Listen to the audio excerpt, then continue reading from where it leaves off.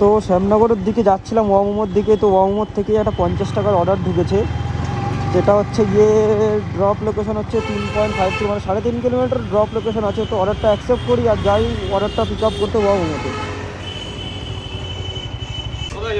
9832।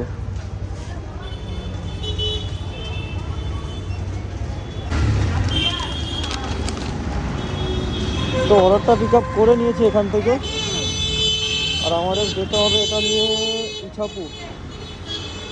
ইছাপুরের দিকে যেতে হবে।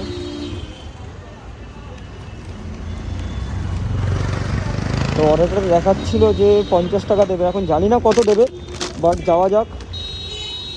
অর্ডারটা ডেলিভার করার পরে বোঝা যাবে যে কত টাকা দেয় আমাদের, কেন এর আগের বারও দেখিয়েছিল যে ওখানে দেবে 42 টাকা, আবার দিয়েছিল 37 টাকা, যেহেতু কিলোমিটারও কম ছিল। তো চলো যাওয়া যাক কাস্টমারের লোকেশনে।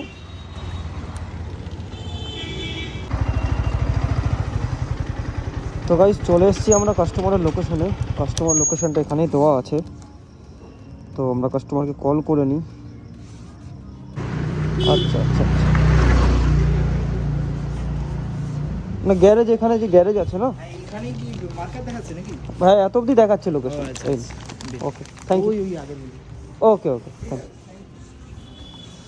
তো গাইস অর্ডারটা দিয়ে দিয়েছি কাস্টমারকে, তো অর্ডারটা ডেলিভার করে দিই, দিয়ে দেখি কত টাকা দেয়। এটাতে আমাদের দেখিয়েছিল 50 টাকা দেবে, তো চলো এটাতে ঠিকই দিয়েছে, 50 টাকাই দিয়েছে, যেটা দেখিয়েছিল সেটাই দিয়েছে। তো গেট নেক্সট অর্ডার করি আর দেখি নেক্সট অর্ডার কখন দেয়।